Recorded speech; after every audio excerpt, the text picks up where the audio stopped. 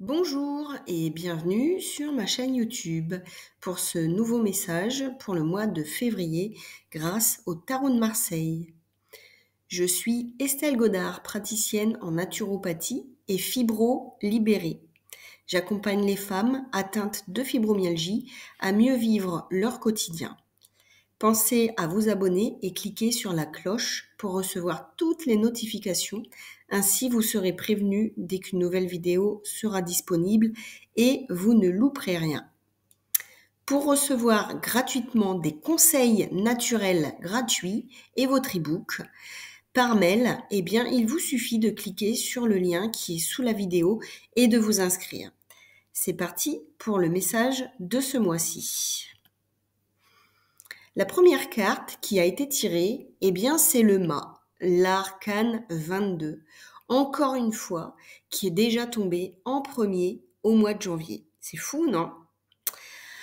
Le mât, il nous répète et nous demande, toujours et encore, d'affirmer nos différences, sortir de l'enfermement de la perfection, du mental et évoluons. Libérons-nous de ce qui nous empêche d'être nous. Apprenons, ouvrons-nous à l'inconnu. Dépossédons-nous, détachons-nous et lâchons prise. Agissons en accord avec les valeurs de liberté, même si nous ne sommes pas compris.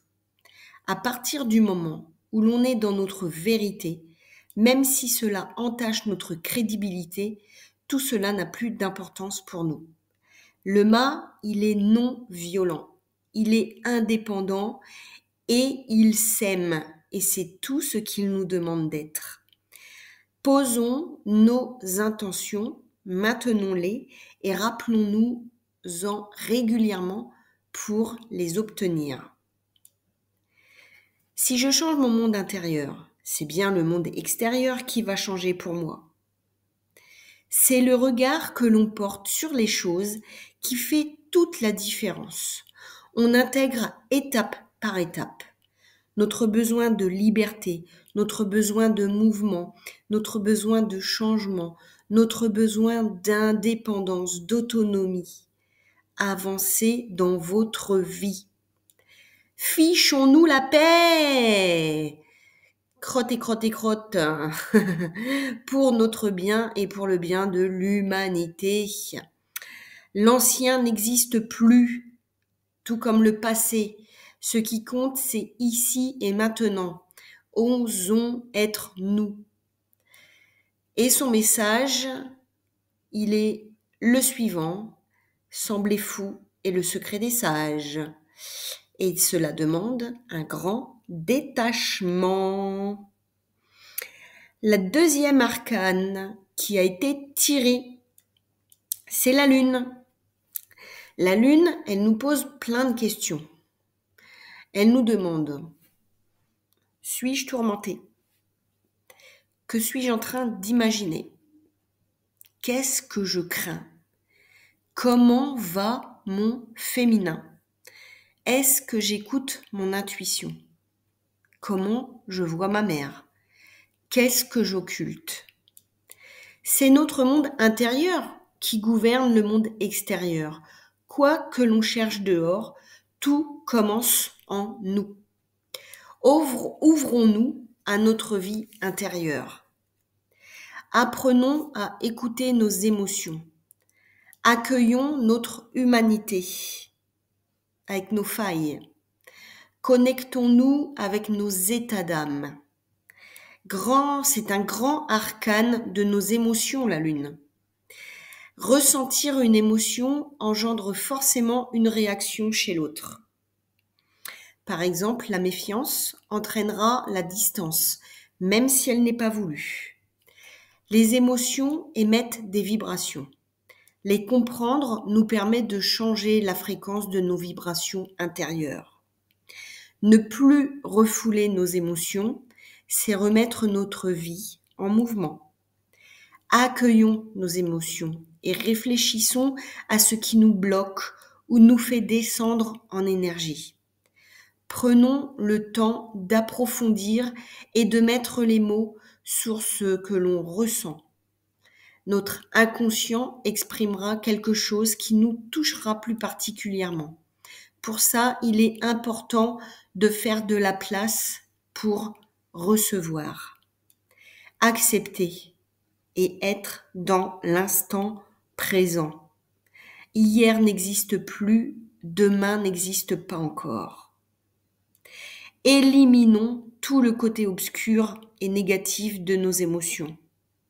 C'est accepter de recevoir ce qui est occulté afin de ne pas renouveler les mêmes erreurs et ne pas rester dans un monde d'illusions.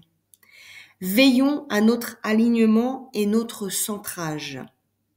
La lune met en évidence les angoisses, la confusion, les troubles psychiques, les mensonges et les obsessions que l'on porte en nous.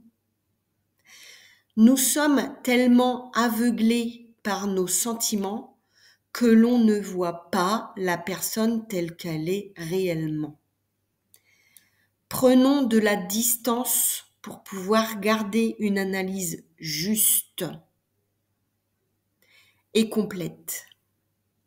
Intégrons la persévérance pour recevoir la lumière. Ne nous laissons pas tromper par l'illusion des biens matériels. Cultivons l'esprit de vérité de nous-mêmes. Bannissons le mensonge que nous nous disons chaque jour.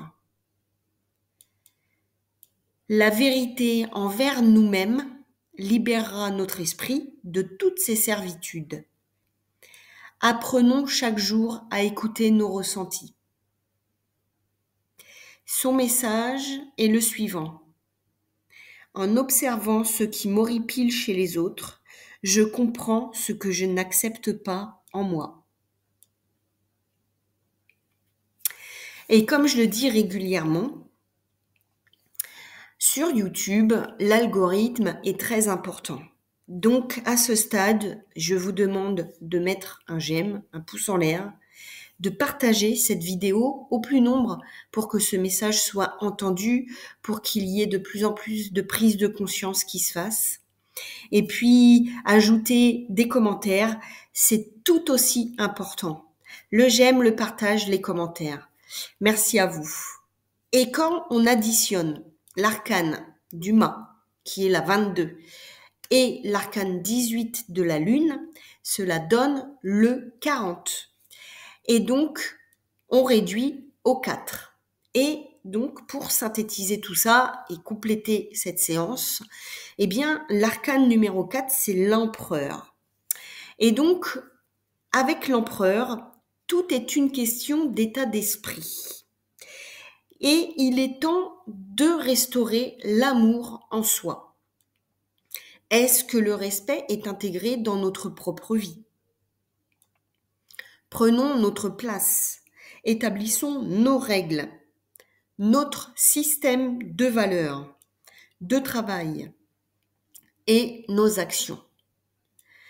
Si j'écoute l'intimité de mon cœur, c'est tout l'univers qui contribue à me donner l'amour. Positionnons-nous et pratiquons l'autodiscipline. Organisons-nous, équilibrons-nous.